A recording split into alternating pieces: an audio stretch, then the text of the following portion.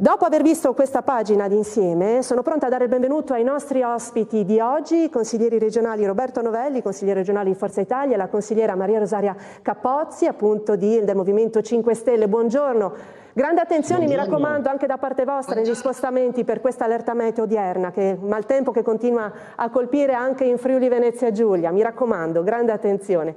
Però vi riporto subito a un altro tema, al di là di questa allerta gialla. Vi riporto al tema di quello che sta succedendo non solo a Udine sul fronte sicurezza percepita. Abbiamo visto anche altri casi, aggressioni, furti, insomma, avvenuti per esempio anche a Trieste nelle ultime ore.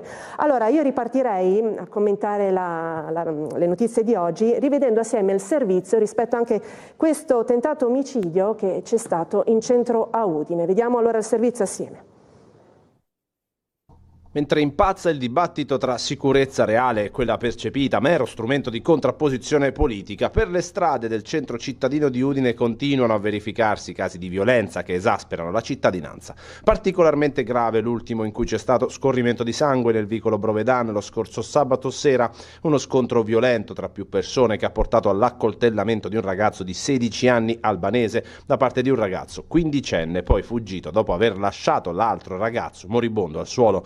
Grazie al lavoro di indagine incessante delle forze dell'ordine coadiuvate dalle videocamere di sorveglianza nella zona vicina a Piazza San Giacomo, è stato individuato l'aggressore, un ragazzo, come detto, di 15 anni, kosovaro, ospite di una struttura di accoglienza per minori non accompagnati. Profonda la ferita all'addome per il ragazzo albanese, anche lui ospite di un centro per minori non accompagnati, trasportato d'urgenza in ospedale in codice rosso e sottoposto immediatamente a un delicato intervento chirurgico prima di essere trasferito in terapia intensiva e sottoposto l'indomani a un altro intervento, poi intubato e sedato. Per lui la prognosi resta riservata. Ferito invece in maniera superficiale al braccio l'altro giovane minorenne albanese protagonista dello scontro di sabato sera. Sbigottiti a dir poco i residenti che hanno visto il verificarsi sotto i loro occhi di queste scene da Far West in una zona talmente centrale da non poterla mai immaginare sotto questa veste. Questo gravissimo episodio in un sabato tremendo per la città di Udine si è unito a un altro scontro tra via Giusti e via Carducci, in cui c'è stato un ragazzo straniero ferito, non grave, e anche alla, purtroppo, spiace dirlo, ennesima rissa in Viale Leopardi, dove questi episodi si verificano ormai quotidianamente con lancio di sassi e bottiglie che hanno anche colpito le vetture parcheggiate a bordo strada. Intanto si continua a indagare sulla vicenda del tentato omicidio con il sedicenne albanese che lotta tra la vita e la morte dopo la spaventosa aggressione di sabato sera. Insomma, si sta riflettendo molto anche su questo. Allora inizio chiedendo un commento. Allora mi rivolgo prima alla consigliera per motivi anche di gentilezza, vero? Per rispetto, insomma. Buongiorno consigliera, allora anche lei come ha vissuto queste ultime notizie?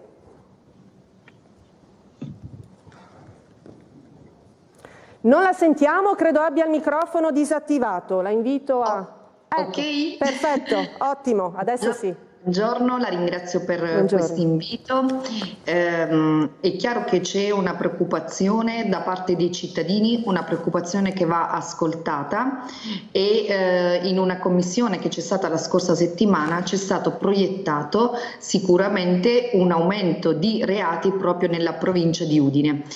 Parliamo di un aumento di truffe, di furti, di reati informatici. Per cui io ho sollevato anche la questione dell'investimento rispetto a questa situazione, perché assistiamo ad un investimento della metà rispetto a quello di Trieste di 730.000 euro, ecco, se non ricordo male, a fronte invece dei 400.000 previsti per la provincia di Udine. E benché la spiegazione dell'assessore possa essere anche coerente, perché il rapporto rispetto alla popolazione, mi sento di dire però che dovrebbe essere aggiunto un'ulteriore variabile data proprio da quella che è la concreta situazione di un determinato territorio, quindi non soltanto il parametro della popolazione, ma anche quello di quelli che sono appunto i reati, la situazione che si crea rispetto ad un territorio. Arrivando invece agli eventi proprio nello specifico di Udine, è chiaro che bisogna contrastare questi eventi che destano inquietudine appunto nei cittadini, e l'unico modo per noi per farlo è aumentare la presenza delle forze dell'ordine, e mi pare si stia andando in questa direzione. Certo, lei Novelli come sta valutando questi ultimi episodi in centro città? Ma questi ultimi episodi non sono altro che la continuazione di una condizione, una situazione che ormai da tempo che si sta materializzando, che si è materializzata. Allora, io premetto che sono intollerante, non sono politicamente corretto in questo caso. Ritengo che questi ragazzi, mediamente, sono dei minori stranieri non accompagnati, siano dei delinquenti, sono pericolosi per loro stessi e per la società in cui vengono inseriti. Gli strumenti che abbiamo sono pochi, le forze dell'ordine si trovano in una condizione che è deplorevole per quanto riguarda anche la loro possibile capacità di intervento. Tutti quanti noi, come lo abbiamo fatto con i medici durante il Covid, diciamo, sono degli eroi, sono assolutamente importantissimi, però hanno pochi strumenti per agire. Allora, il tema è complesso, è inutile ricamarci tanto sopra. Noi abbiamo una città, ma non solo una città, perché ormai questo si sta diffondendo in tutti i territori, in cui abbiamo presenza di gruppi di delinquenti, hanno il coltello in tasca, spacciano droga. Questo significa forse che sono tutti così minori stranieri non accompagnati che sono ospiti nelle nostre strutture? La risposta è no, non sono tutti così, assolutamente. Però una parte di questi sta creando i problemi che noi viviamo. Certo, ci sono anche casi virtuosi, metto anch'io sempre le mani avanti perché ci sono anche tanti ragazzi, insomma, per beni, sia minori stranieri accompagnati, e tanti anche ragazzi italiani che fanno parte di queste bande giovanili. Molto spesso viene usato il termine baby gang, ma è un elemento aggregatore. Esatto.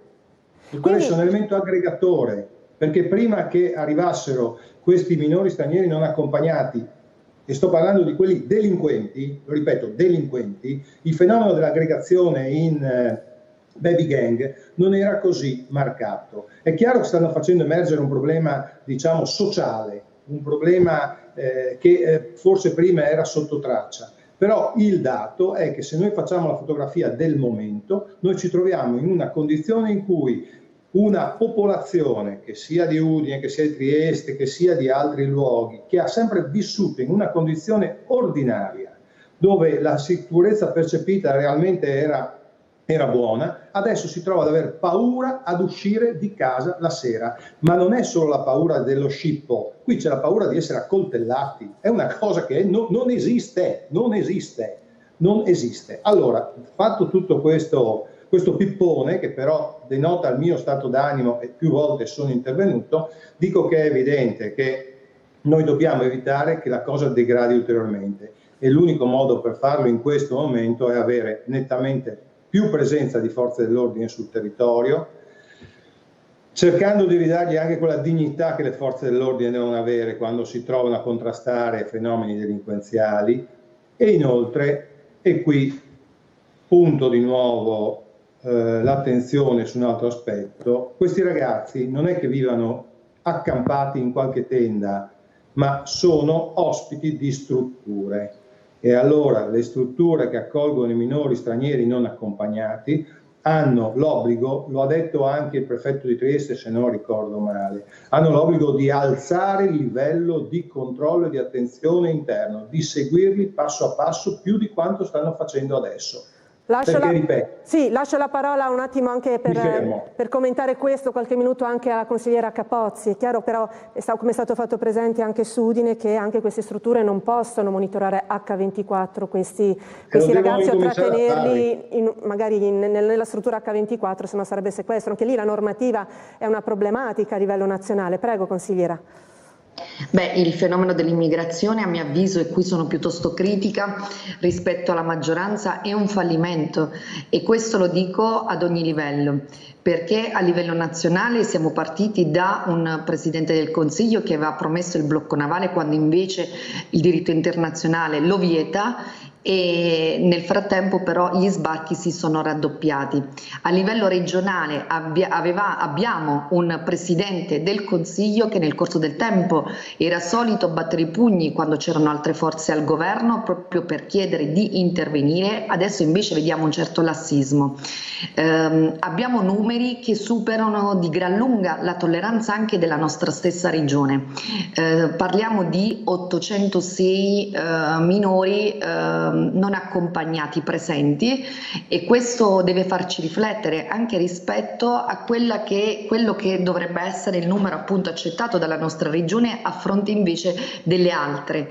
Abbiamo delle strutture che non permettono un'accoglienza dignitosa, razionale, e questo perché abbiamo numeri elevati, concentrazioni di ragazzi che inevitabilmente possono, proprio queste concentrazioni possono dar luogo a delle situazioni appunto al limite, e abbiamo personale inferiore e quindi sottorganico, e tutte queste condizioni non permettono un'accoglienza dignitosa, perché molto spesso i centri d'accoglienza vengono considerati proprio dei punti di scarico di questi ragazzi e non si punta ad altro, ecco, non si fa integrazione, ed è facile immaginare che poi si riversino per le nostre strade e diano luogo a questi fenomeni cui siamo abituati ad assistere, che comunque, voglio precisare, non sempre riguardano minori stranieri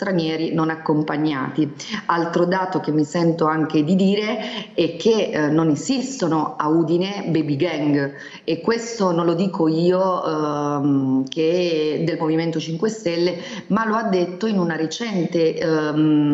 recente convegno il capo di gabinetto del questore di Udine, Alessandro De Ruosi, il quale ha detto innanzitutto che Udine è una città sicura, e quindi questo è un altro dato, ecco, perché delle volte anche diciamo la distanza che si crea tra sicurezza reale e sicurezza percepita è una cosa da considerare, è una variabile da considerare.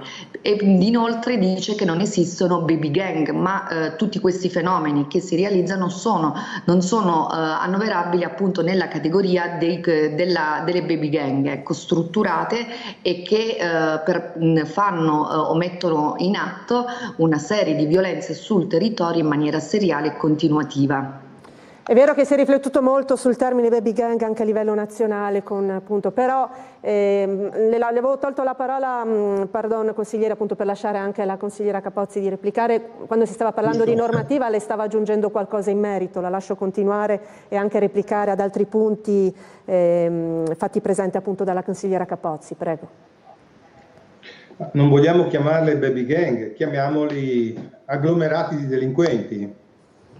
Non vogliamo chiamarli agglomerati di delinquenti, chiamiamoli gruppi di ragazzi deviati. Possiamo anche chiamarle bande di giovani, bande giovanili. Bande giovanili, chiamiamoli come vogliamo. Sta di fatto che questi, e parlo sempre della parte cattiva dell'immigrazione di ragazzi che vengono qui anche per cercare una vita migliore e cercare anche di essere integrati in un sistema che li accoglie. Quindi questo per me è fondamentale, sia chiaro, feroci con chi si comporta male e accoglienti e disponibili con chi invece viene qui perché ha bisogno di aiuto.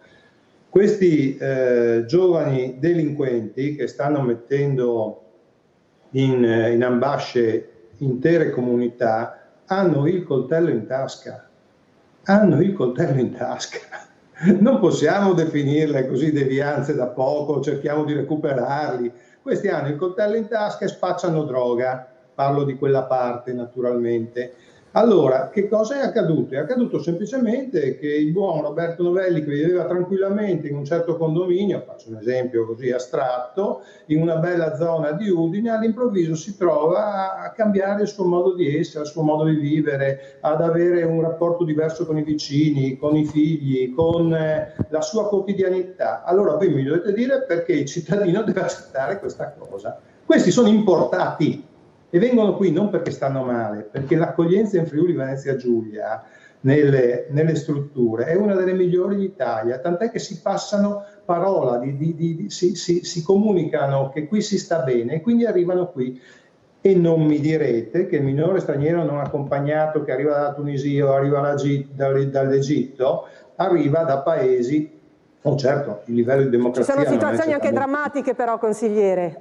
Ci sono molte situazioni drammatiche in ogni caso.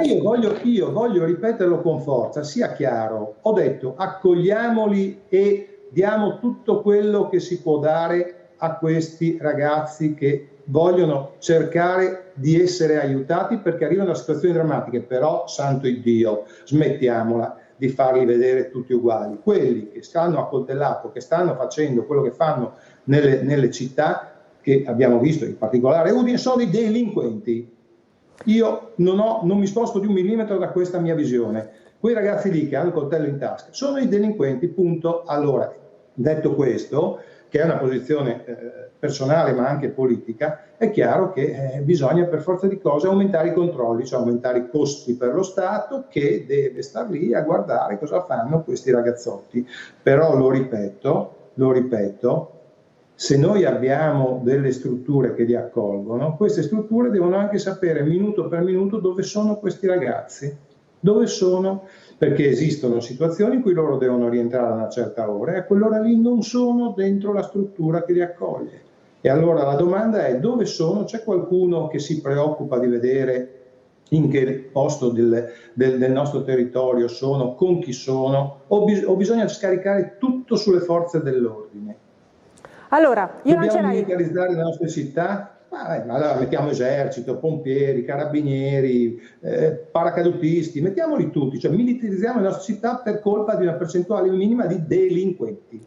Lancio il prossimo break pubblicitario, così al rientro abbiamo modo di parlare in maniera approfondita di questi e altri aspetti. Allora, a tra poco.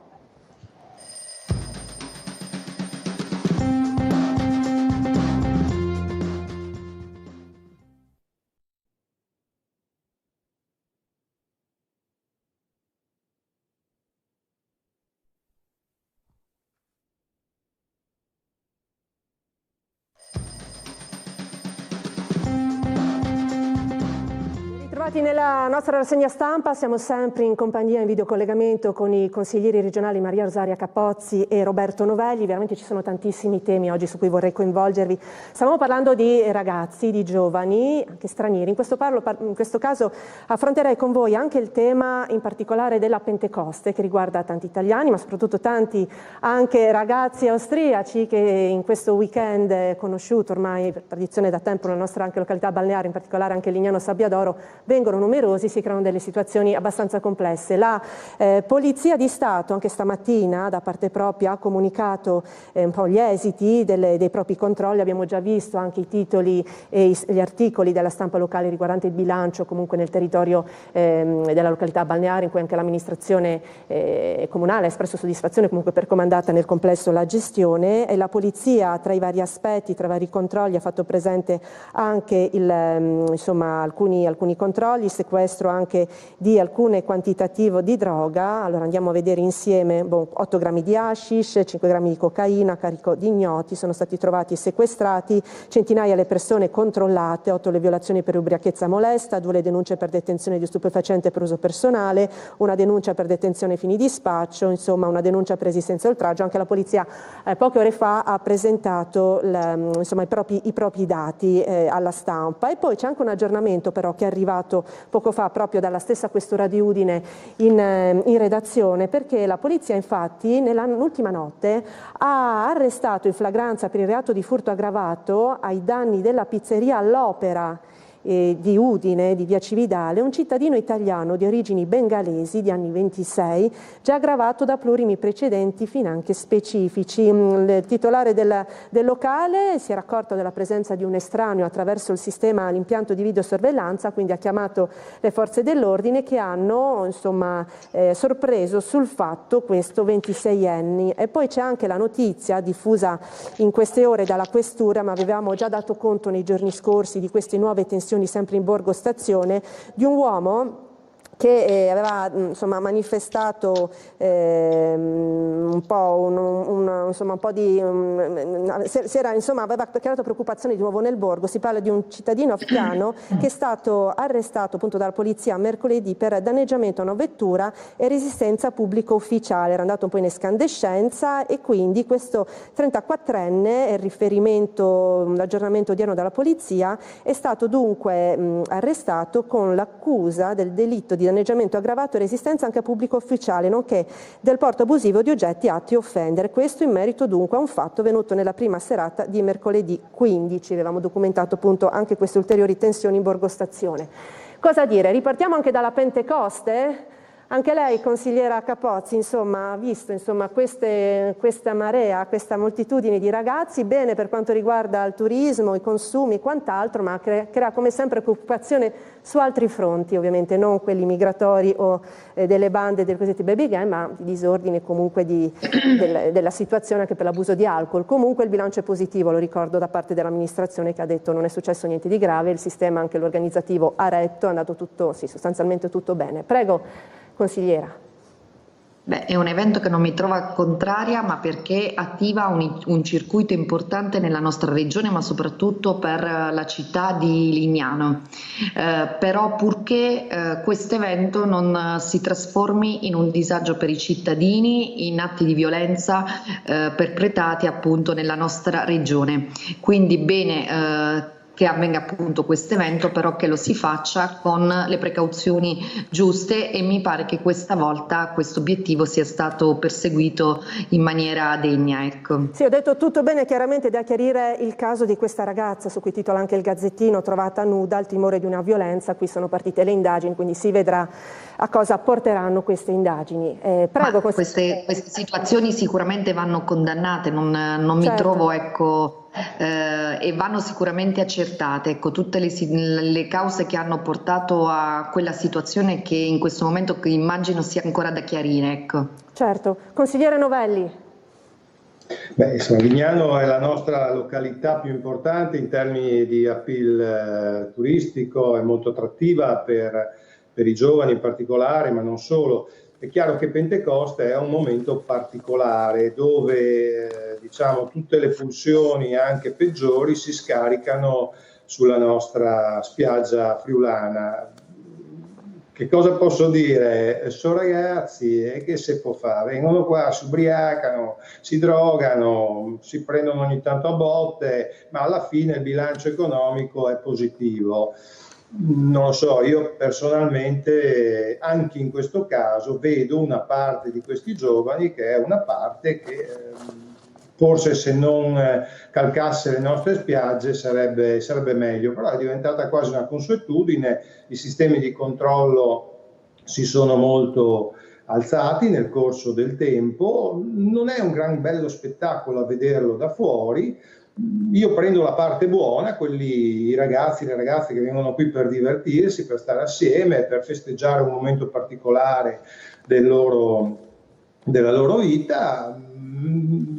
Tendo a guardare in negativo invece la parte che impegna le forze dell'ordine, che impegna i servizi di assistenza sanitaria, che impegna la struttura comunale per cercare di arginare i guai e i disastri che combinano. Sono ragazzi, non so cosa dire. Vi coinvolgerei. La soluzione in realtà non esiste. La soluzione è molteplice. Io sarei molto più repressivo verso la parte che insomma si comporta nel modo in cui vediamo tutti. Ma io mi sento di aggiungere. Prego, consigliera, sì, prego. Posso, mi perdoni collega, ecco, non volevo sovrappormi. Mi permetto di aggiungere un'ulteriore cosa, come non si può fare niente ed è vero, perché è un evento ormai strutturato, ecco, che si ripete di anno in anno, anche perché per intervenire si dovrebbe intervenire anche culturalmente sui giovani e quindi fare un percorso che mi perdoni, non ho Sì, intervenire culturalmente sui giovani austriaci in questo caso. Anche, sì, sui giovani austriaci che vengono sul nostro territorio, quindi è qualcosa di surreale, ecco, da farsi.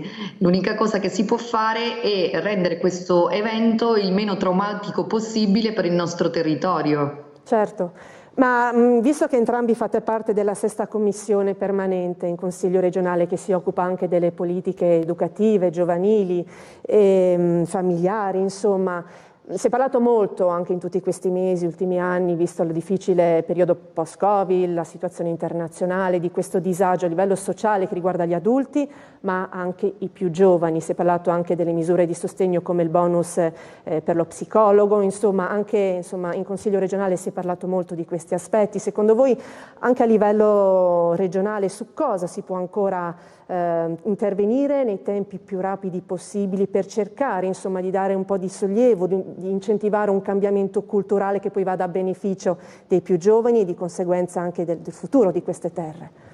È un tema complessissimo, lo so, non è possibile riepilogarlo in pochi secondi, ma a suo avviso, consigliera, che cosa si resta prioritariamente da fare nel territorio? Ma secondo me bisogna, e l'ho detto anche in una recente interrogazione a risposta immediata che ho presentato in Consiglio, bisogna implementare i centri di aiuto, i centri di salute mentale presenti sul nostro territorio, proprio perché il disagio giovanile è aumentato, i disturbi in tal senso sono aumentati e non si può pensare di lasciare questi ragazzi abbandonati a se stessi. Giusto per farvi un esempio, vi è il centro di salute mentale di Trieste che lavora soltanto su 12 ore e per cui ci auspichiamo che si intervenga presto per la riapertura sulle 24 ore, e questo proprio per sottolineare che questi ragazzi soffrono degli importanti disagi che sono sofferti anche dalle famiglie che hanno in carico questi ragazzi. Quindi da parte mia ci sarà sempre uno stimolo, farò sempre da pungolo per questa amministrazione perché si rafforzi questa rete di servizi. E il Covid non ha contribuito a migliorare la situazione perché questi ragazzi si sono trovati isolati, quindi vi è un disagio diciamo psicologico, mentale notevolmente aumentato, e la soluzione non può essere né la medicalizzazione né l'ospedalizzazione, ma questi ragazzi devono essere seguiti per uscire da queste situazioni di chiusura. Lei, Novelli, cosa ritiene prioritario e concretizzabile nei tempi più rapidi possibili? Allora, credo che in questo caso non esista nulla di concretizzabile in tempi rapidi, perché noi stiamo affrontando un fenomeno che ha delle caratteristiche che si sono formate nel corso di periodi molto lunghi. Noi qui ragioniamo su come è cambiato il sistema educativo all'interno della famiglia, delle scuole, su come i giovani si rapportano tra di loro, molto spesso anche con un sistema di comunicazione che è chiuso all'interno di quelli che sono gli strumenti social o gli strumenti legati alla comunicazione attraverso internet. Quindi il problema è estremamente complesso. Noi abbiamo fatto nella sesta commissione, qui alla Presidenza, un'interessante audizione che ho voluto insieme all'ufficio di Presidenza sul disagio giovanile. Sono emerse tantissime problematiche che in questo caso hanno avuto il pregio di essere messe assieme, perché tutti noi sappiamo, come dire, individuare un certo tipo di problema che i giovani hanno. Ecco, in quel caso, dopo questa audizione molto articolata e molto complessa, si è visto che c'è una visione d'insieme sul problema, che però non è risolvibile se non mettiamo assieme tutte quelle che una volta erano le agenzie educative, la famiglia, la scuola. Allora, come intervenire sulla famiglia, come intervenire sulla scuola, come intervenire nei rapporti sociali che hanno i giovani tra di loro. Il sistema è davvero molto complesso. Io personalmente penso che una delle grandi attività che dobbiamo cercare di svolgere, è difficilissimo poi arrivare a toccare tutti i gangli, è sulla famiglia. La famiglia è il passaggio fondamentale che si collega poi al passaggio, che è un passaggio lungo, importantissimo, che è quello della scuola. Molto spesso capita che i genitori non si accorgano delle sofferenze, dei disagi dei figli, che li sottovalutino, che li lasciano abbandonati magari soprattutto nelle fasce d'età più piccole, più giovanili, a questo strumento importantissimo ma micidiale che è internet, se utilizzato in modo improprio. Quindi è lì che noi cerchiamo di andare. La Regione sta investendo molto su questo, su cose che sono pratiche, anche attraverso gli strumenti che può fornire la scuola. Quindi il tema peraltro non è un tema che riguarda soltanto è molto complesso, ci rendiamo conto.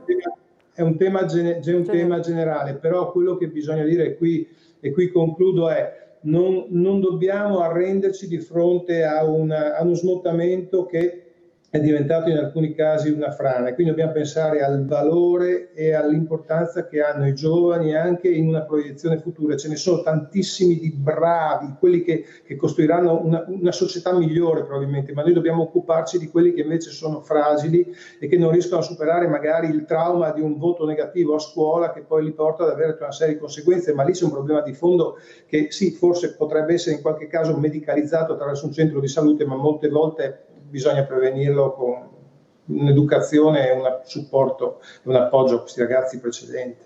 Vedo annuire anche la consigliera Capozzi, non so se ha altro da aggiungere anche lei in merito, consigliera, se no vi rilancerei un altro tema.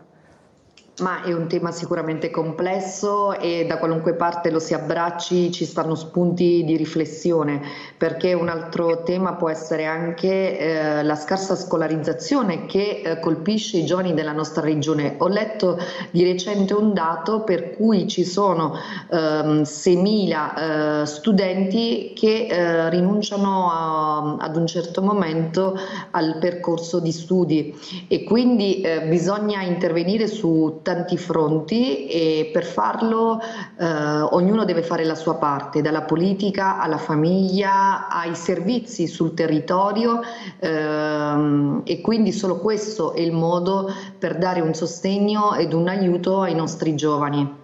Si è parlato tanto anche di calo demografico, consigliere Novelli, e anche della presenza di stranieri che comunque sopperiscono poi al calo della popolazione con le loro presenze e che poi si integrano nel sistema produttivo, lavorativo. Ci sono tanti giovani di origini straniere che però nascono qui, quello è un altro tema, le rilancio anche qui, perché comunque sono giovani da coinvolgere, immagino, anche nelle politiche che lei, a cui faceva riferimento. Assolutamente. Il tema della denatalità, che è un tema che nasce non ieri, ma nasce qualche decennio fa, perché bastava guardare le tavole attuariali già negli anni '80 e si percepiva la direzione che avrebbe preso la nostra società. La politica ha delle responsabilità e bisogna dire che forse ha la responsabilità di continuare a guardare alla soluzione del problema con un tempo troppo ridotto rispetto a quello che servirebbe davvero per mettere a terra delle politiche sulla natalità serie. Però entriamo anche nel merito di una società, lo leggiamo tutti, che tende anche a essere più isolazionista. Le coppie molto spesso non vogliono avere figli per tutta una serie di motivi che non sono solo di tipo economico. Non più tardi di ieri comunque è apparso un articolo su un quotidiano che dice: c'è un'inversione di tendenza, molte coppie vogliono avere figli. Non si capisce bene come dall'oggi al domani queste cose possano accadere sinceramente, però questo è un titolo, è un articolo di giornale, però il dato rimane drammatico perché il tema anche del sacrificio, parlo di coppie che hanno naturalmente una possibilità minima di avere figli, il tema del sacrificio per poter volere un figlio e poter anche educarlo si è via via un po' perso, ma questo è minimale, questo è un piccolo aspetto di un problema più generale. Fra qualche decennio, se non si inverte la tendenza, probabilmente qualche pensionato non riceverà più la sua pensione perché non ci sarà la capacità economica dello Stato per poter arrivare a un tanto. Allora, che cosa si può fare.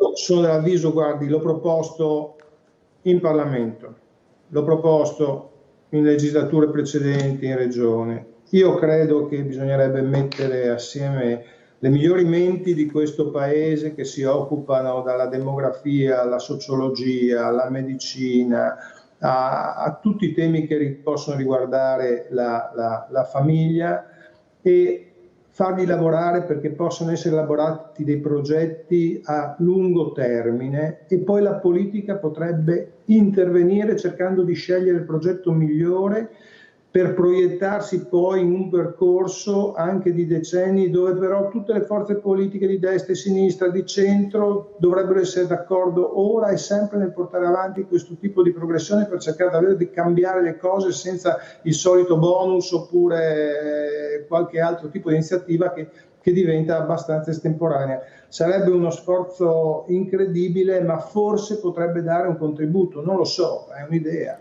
Lei, consigliera Capozzi, come la vede? Anche questa possibile coesione di intenti la vede fattibile in un futuro? Io su questo tema sono piuttosto critica, ma lo dico anche da donna, perché il calo demografico è strettamente connesso proprio al discorso lavorativo, al discorso di servizi. Siamo in una regione dove si danno bonus a pioggia per contrastare il calo demografico, ma per me la formula non può essere questa, perché mancano i servizi ed è questo è l'unico motivo per cui le donne non fanno figli. Allora, se una donna deve lavorare, deve innanzitutto riuscire a conciliare il proprio lavoro con la propria dimensione familiare. Il più delle volte le donne sono costrette a ricorrere al lavoro part-time rispetto ai mariti, ma proprio perché su di esse ricade poi l'accudimento esclusivo dei figli. Infatti bisogna anche combattere in questo senso anche un discorso, la cultura stessa, per cui si vede sempre le donne rilegate nel ruolo di cura appunto dei figli e della propria casa. Provocatoriamente dico sempre che da questo punto di vista ci sarà la vera parità quando ad un uomo lavoratore, ad un colloquio, verrà chiesto come potrà conciliare il proprio lavoro con la cura dei propri figli. E quindi per me queste due cose vanno di pari passo. Lascio finire la consigliera, poi vengo da lei, consigliere. Lascio finire la consigliera. Per me questi aspetti vanno di pari passo, politiche lavorative serie, politiche lavorative a favore delle donne, implementazione di servizi, perché se non ci sono servizi le donne non riescono ad organizzarsi e non fanno figli, quindi sono tutti aspetti interconnessi su cui bisognerebbe intervenire in maniera seria. Ecco, prego consigliere Novelli, ora la sentiamo meglio. Sulla serietà mi permetto di eccepire, perché questa regione peraltro, se vogliamo parlare di servizi, credo che sia al vertice rispetto alle altre regioni italiane su molte attenzioni, anche di tipo economico per l'amor del cielo, che sono rivolte alla famiglia e quindi anche al sostegno alla natalità. Pensiamo anche agli asili nido, che insomma mancano sempre, ma in realtà il numero di posti di asili nido per nati è tra i più importanti in Italia. Di conseguenza io non la butterei così, però voglio anche dire che il decremento delle nascite è nato, scusate il gioco di parole, nel lontano 1975, dove poi è stato seguito nel 2008 da un altro grande calo a causa della grande recessione internazionale e poi avanti di seguito. Quindi non è che questo fenomeno sia il fenomeno che nasce ieri, ma è un fenomeno, l'ho detto all'inizio, che nasce molto tempo fa, con una società che cambia e che peggiora proprio perché ci sono tutta una serie di accadimenti e anche di condizioni all'interno del nucleo familiare che vengono a cambiare. Il lavoro è uno degli aspetti importanti. Voglio far notare che per la parità di genere non è che il datore di lavoro, il potenziale datore di lavoro possa chiedere a uomo o donna che sia come pensa di consigliare l'attività di genitore. Ma è la domanda che viene fatta, purtroppo. Sì, la domanda, vabbè, se la fanno sbagliano.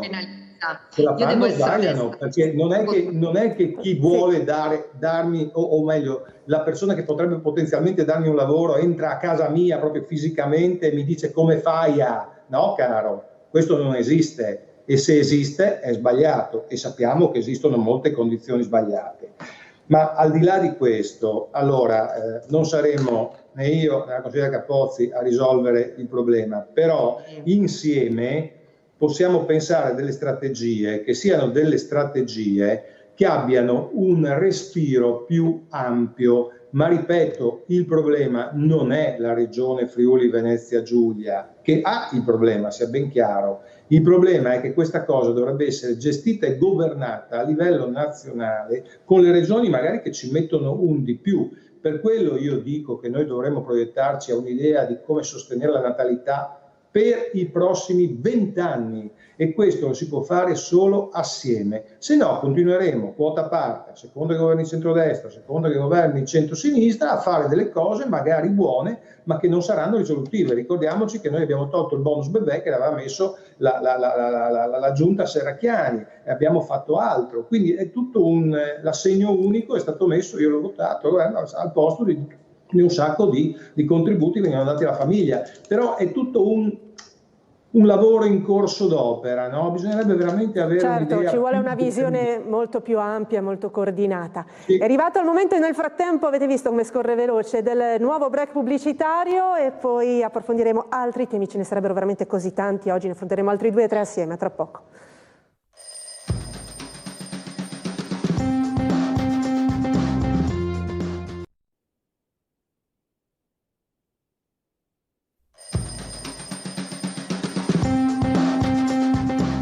Ben ritrovati in questo martedì 21 maggio nella nostra rassegna stampa. Allora proseguiamo con i nostri ospiti, lo sfoglio della stampa locale, trattiamo altre tematiche importanti, insomma ve ne snocciolo 2, abbiamo ancora una decina di minuti, sarebbero ovviamente molto articolate anche queste, ma parto dal Gazzettino, perché dopo la prima pagina che abbiamo visto assieme si parla di rifiuti, droga e riciclaggio, dove comandano le mafie, i tentacoli sul territorio. Da tempo clan e famiglie cercano di mettere casa stabilmente anche in regione.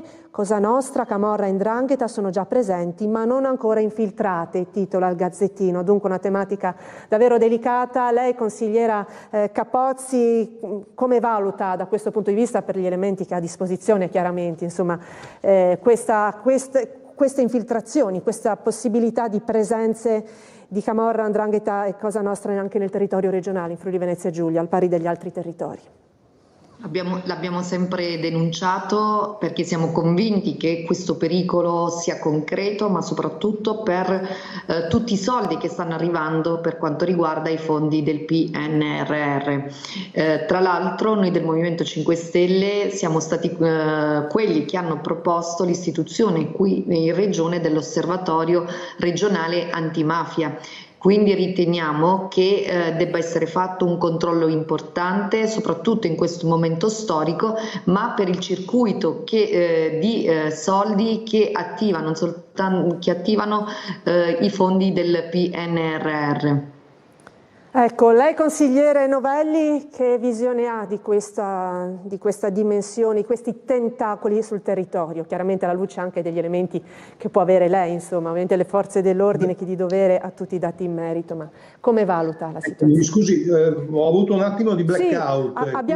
Sì, abbiamo letto, glielo rileggo sul Gazzettino, questo titolo: rifiuti, droga e riciclaggio, dove comandano le mafie. Da tempo clan e famiglie cercano di mettere casa stabilmente anche in regione. Cosa Nostra, Camorra e 'Ndrangheta sono già presenti ma non ancora infiltrate. Comunque si parla ovviamente di questi sviluppi, degli possibili tentacoli sul territorio, ovviamente. Guardi, io penso questo.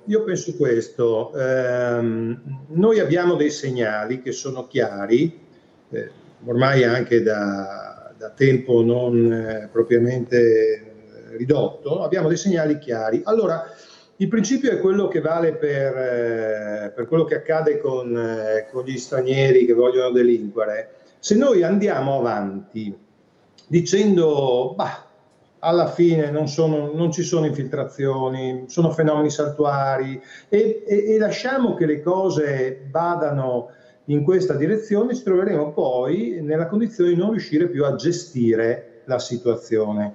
Allora, grazie alle forze di polizia che stanno facendo un lavoro enorme e che riescono a scovare anche queste persone che lavorano sotto traccia. È chiaro che la mafia non è soltanto, è sempre di più, pistole e mitra, ma è potere economico. Quindi il potere economico che si innesta, che si insidia dentro quello che è la gestione dell'ambiente, dei rifiuti, e quindi le antenne devono essere altissime. La regione Friuli Venezia Giulia è un pezzo del mondo, un pezzo del nostro paese, e come tale è attenzionata anche dalle mafie. Io non ho gli elementi naturalmente per dire in che termini, ma una cosa è certa: la droga c'è. I rifiuti, vediamo queste ultime informazioni, tossici e vedremo lì le responsabilità, chiaramente, perché adesso chi di dovere dovrà fare gli accertamenti e dovrà fare gli accertamenti, e come sempre bisogna essere garantisti, perché in questo caso potrebbe essere una grande bolla di sapone che poi esplode. Però voglio dire, al netto che se fosse una bolla di sapone avremmo danneggiato un'azienda e delle persone, e poi probabilmente li avremmo anche, come dire, messi nelle condizioni di non riuscire più a lavorare, ma al netto di questo, che può sempre succedere, però l'attenzione giustamente deve essere alta. Qui parliamo di rifiuti tossici e di droga. Di conseguenza dobbiamo tutti essere consapevoli che non va preso sotto gamba assolutamente nulla. Assolutamente. Leggo anche in taglio basso questo titolo, sempre sul Gazzettino: oltre 60 i beni sequestrati alla criminalità organizzata, si scrive. I numeri molto spesso sono decisamente più indicativi di ogni parola, vale la stessa cosa per quelli appunto dei sequestri e delle confische di beni mafiosi operate sul territorio della regione. E senza dubbio un dato che spiega, senza giri di parole, due cose, si scrive in questo articolo: il tentativo costante dei clan di infiltrarsi e la capacità delle nostre forze dell'ordine, che si occupano delle mafie, di avere una reazione decisamente importante e significativa. Così sul Gazzettino. Abbiamo però a disposizione ancora 5-6 minuti, perché so che poi anche intorno alle 9:45 dovrete lasciarci. Allora io mi sposterei anche sulla prima pagina di nuovo del Messaggero Veneto, nell'edizione sia di Udine sia di Pordenone. Abbiamo visto in taglio alto questo richiamo che riguarda il ministro Nordio su un tema spinoso di cui si è parlato comunque anche di recente, rispetto al caso anche di una signora triestina, al fine vita. Nordio sul fine vita, la questione più lacerante. E appunto, andando nella pagina successiva alla prima, vediamo: ministro Nordio, il fine vita, la questione più lacerante che il Parlamento deve risolvere. Il titolare del Dicastero della Giustizia ieri mattina è intervenuto in un videocollegamento con l'Università di Udine e ha detto: l'attività del legislatore è lenta, la Corte Costituzionale cammina in modo più veloce e pragmatico, perché appunto si è parlato anche in questi giorni dell'appello rilanciato da questa signora residente a Trieste, Martina Oppelli, che è tetraplegica da anni a causa di una sclerosi multipla, ricordiamolo, e ha diffidato a Sugi a causa di un diniego all'accesso di fine vita. E la notizia era stata resa pubblica, lo ricordiamo, attraverso appunto un appello. Abbiamo mostrato anche noi una parte di questo video diffuso dalla donna e anche dall'associazione Luca Coscioni. Se non le verrà permesso l'accesso al fine vita, ha spiegato, ha intenzione di recarsi in Svizzera onde accedere alla morte volontaria. Ricordiamo che appunto la Sugi, dopo ripetuti solleciti, aveva chiarito che dal suo punto di vista mancava uno degli elementi principali per accordare questo permesso, cioè un trattamento di sostegno vitale. Le condizioni di accesso prevedono infatti l'autodeterminazione, l'essere affetto da patologia irreversibile e la dipendenza da trattamenti di sostegno vitale. Comunque ci sono anche qui tanti aspetti delicati, era solo un po' per ripilogare ai nostri telespettatori. In ogni caso, ciò che resta chiaro è che il percorso in Italia risulta ancora lungo, si fa fatica a trovare una quadra sulle regole nazionali, a dare risposte che i cittadini, gli abitanti, la popolazione tutta attende anche su questo fronte. Allora riparto, se non sbaglio, dalla consigliera Capozzi. Ma questo qui è un tema delicatissimo perché investe la sofferenza delle persone, di persone che hanno patologie irreversibili, delle insopportabili sofferenze fisiche e psichiche che li portano a scegliere in piena lucidità di optare per il fine vita. Ritengo che di recente c'è stata anche la discussione in Consiglio regionale, si sia un po' tradito questo il principio dell'autodeterminazione e soprattutto si siano tradite queste persone che legittimamente debbono poter scegliere di intraprendere un determinato percorso. Dico questo perché il suicidio medicalmente assistito è già previsto nella nostra è previsto da una sentenza della Corte Costituzionale che è nota come la sentenza Cappato. Quindi la nostra regione avrebbe, in virtù proprio della propria autonomia, avrebbe potuto disciplinare il percorso, perché solo di quello si parla, e le modalità per giungere al suicidio medicalmente assistito. E io credo che questa era un intervento di civiltà per consentire alle persone non di andare in Svizzera, anche perché non tutti hanno le risorse per farlo, ma soprattutto di arrivare a questo momento difficilissimo accompagnati dalle persone che le sono care e sostenuti dal servizio sanitario regionale. E per me questo è una cosa che non può essere più rimandata, e che se la prerogativa di intervenire è a livello governativo, che lo si faccia, perché queste persone non possono attendere oltre. Esatto, lei ha accennato appunto alla pronuncia della Corte Costituzionale, che rimane questo al momento il punto fermo. È stato così anche l'ultima sentenza, quella riguardante anche del 2019, risulta. Si parla di decisioni tampone della Corte Costituzionale perché appunto si fa fatica a livello nazionale a trovare una normativa. Sono al vaglio adesso lo studio, se non sbaglio un mese e mezzo fa, anche dalle Commissioni riunite Giustizia e Senato si è iniziato a rifare il punto un po' su varie proposte di legge presentate, non c'è accordo politico, chiaramente su questo si fatica ancora a ottenerlo. Prego, consigliere Novelli. Guardi, io su questo tema così delicato e così importante viaggio in controtendenza rispetto anche così a una visione generale che ha il mio partito. Io ho votato la legge sul fine vita quando ero parlamentare della Repubblica e l'ho votata in dissenso al mio gruppo. Ritengo che una persona che rientri nelle tristi, purtroppo, caratteristiche che la sentenza 242 della Corte Costituzionale ha indicato abbia diritto di scegliere sulla propria vita. Per me questo è un punto fondamentale. Noi siamo una società cattolica, abbiamo una determinata visione anche religiosa del mondo e io penso che la mia vita sia mia e dentro certi parametri io abbia il diritto di poter decidere quando ho sofferenze che non sono più sopportabili, una malattia che ha una prognosi infausta, che ho delle caratteristiche per cui non posso vivere senza avere dei supporti, dei macchinari. Io credo che sia giusto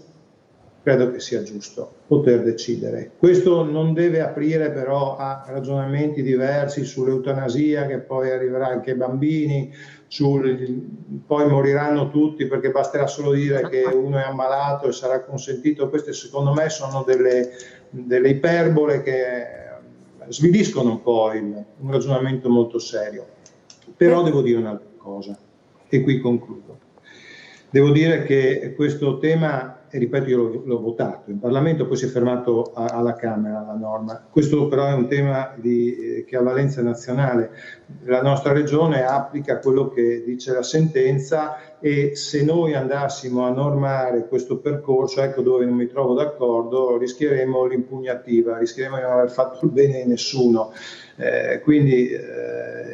Qui è il punto focale. Se poi vogliamo fare i fuochi d'artificio, facciamo i fuochi d'artificio, però in realtà il problema è che è il Parlamento che deve decidere una volta per tutte e prendersi le responsabilità.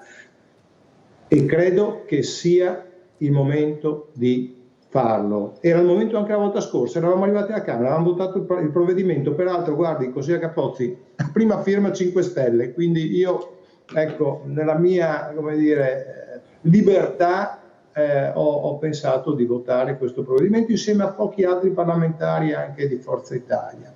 Ecco, consigliera Capozzi, la vedevamo poco fa anche fare un cenno di dissenso su alcune parole del consigliere, vuole precisare altro? Ma io il dissenso lo esprimevo rispetto alla competenza, perché per poter depositare, questo lo sa anche bene il collega Novelli, una proposta di legge in regione lo si può fare soltanto se su quella proposta ci sta la competenza da parte della regione ad intervenire e vi è una coerenza rispetto a tutto il sistema di norme impiantato nella regione.